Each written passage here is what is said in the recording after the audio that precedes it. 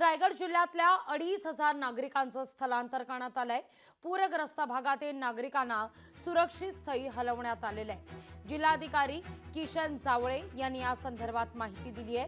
पूरग्रस्तांना सुविधा पुरवण्याच्या जिल्हाधिकाऱ्यांच्या सूचना देखील आहेत।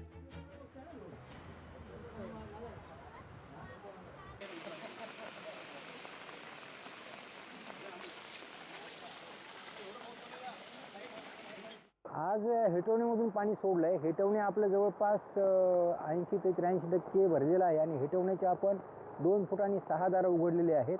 तर ते धरण भरलं असल्यामुळे ते 6 दार आपल्याला उघडावे लागलेले आहेत।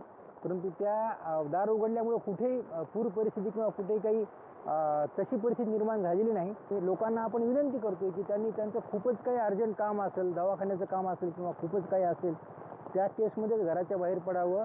एरवी लोकांनी घराच्या बाहेर पडू नये, आपली स्वतःची काळजी घ्यावी, कुटुंबाची काळजी घ्यावी।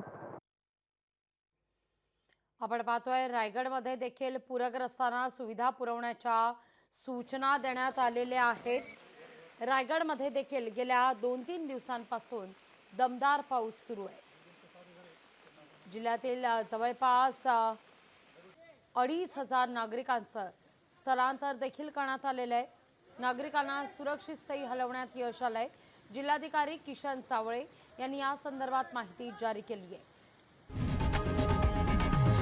लोकशाही मराठी ऐका, पहा, जागरूक रहा।